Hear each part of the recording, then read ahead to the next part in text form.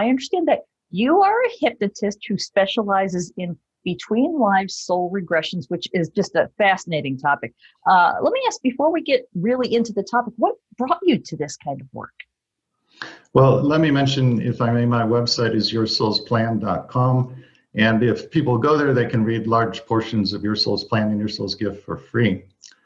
The way I came to this work was, I was in the corporate sector for a number of years. I actually have an MBA, which I think is unusual for the author of a couple of New Age books. And I was self-employed for quite a while as a marketing and communications consultant, basically doing different forms of corporate writing. I found that work to be tremendously unfulfilling. I used to say to people at the time that I had the feeling if I fell off the face of the earth, my clients would hardly notice. They would just plug somebody else into that role and carry right along. But at the same time, I had the sense that there was some kind of calling or some kind of purpose to my life. I just didn't know what it was, and I wasn't even sure how to figure out what it was. Now, I come from a very conventional background. So when I was having this, what you could call an existential crisis about my life, my first attempts to resolve it were really very conventional in nature.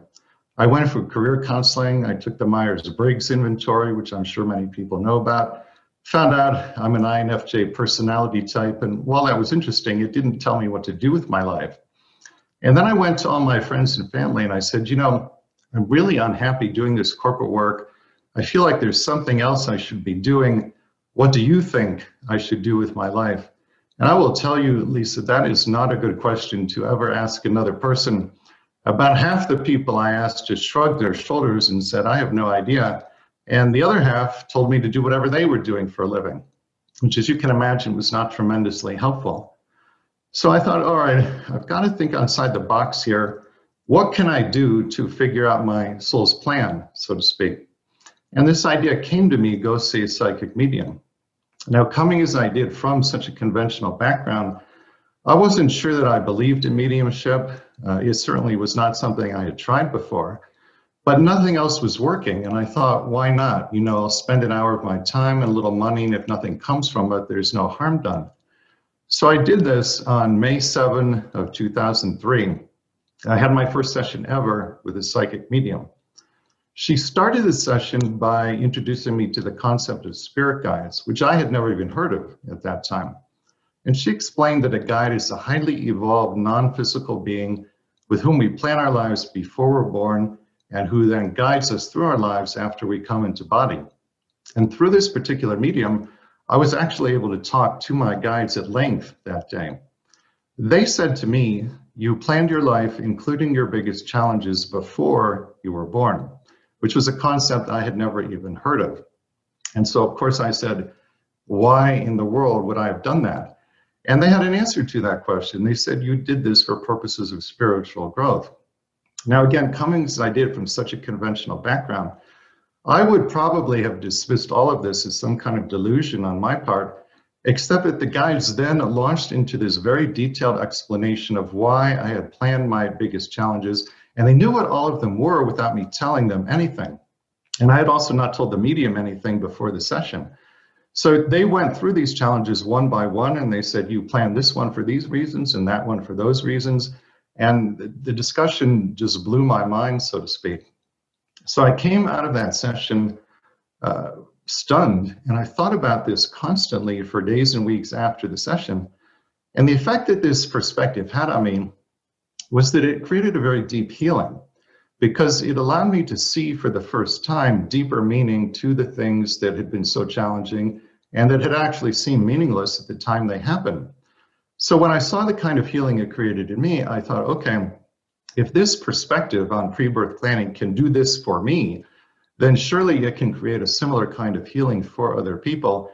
And that was when I first started to think about writing a book on it.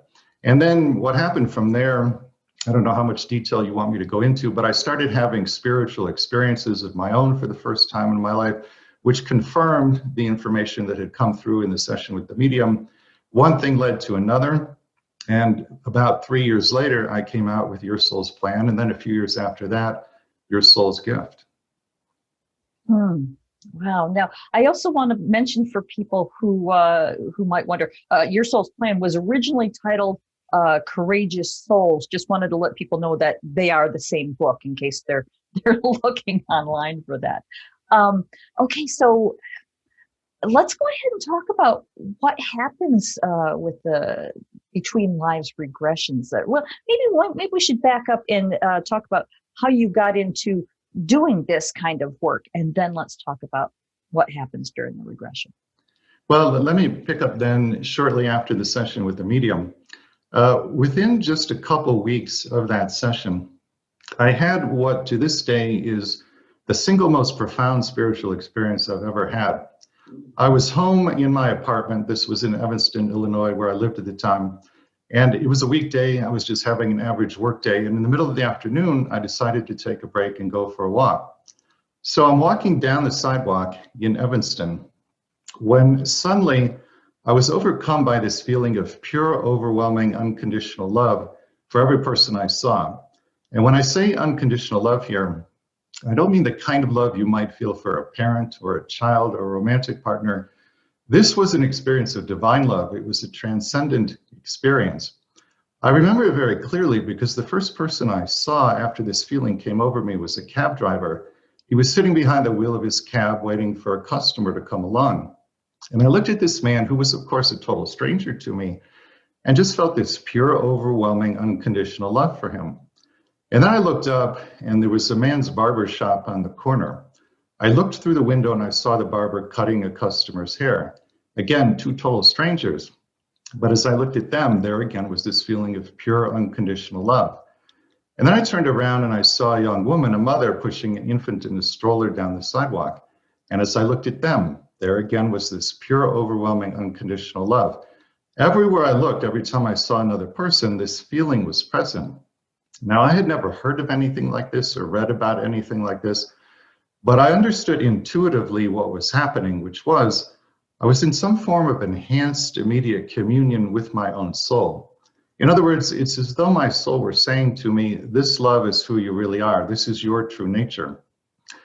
Now, I believe that my soul gifted me with that experience that day because months and years later, after I had researched many, many people's pre-birth plans for Your Soul's Plan and Your Soul's Gift, what I found in the research is that literally every single pre-birth plan, no matter what is being planned, is based on great wisdom and complete unconditional love. If I had not had that experience of myself, my soul, as unconditional love walking down the street that day, I would still have found that same result in the research. But I think there would always have been this little voice at the back of my head saying, how do you know this is true? How do you know that every plan is based on unconditional love?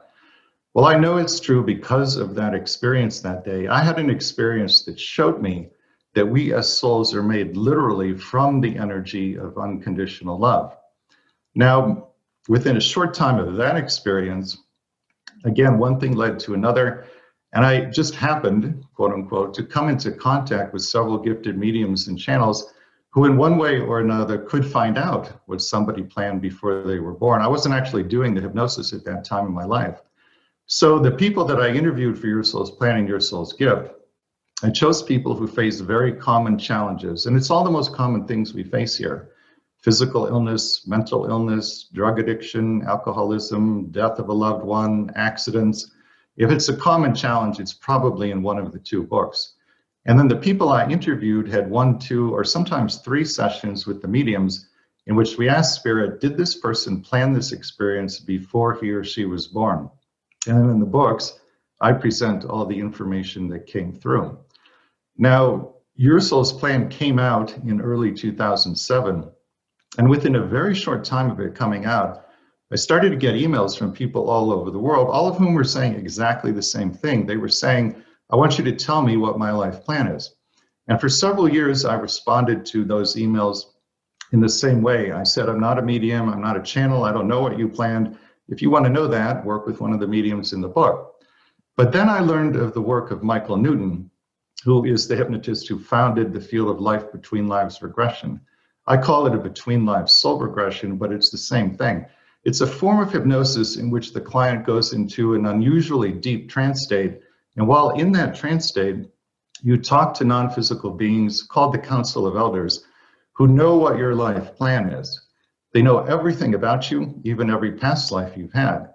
So when a client of mine gets in front of the council, they can get an answer to literally any question, as long as it's for their highest good to get the answer.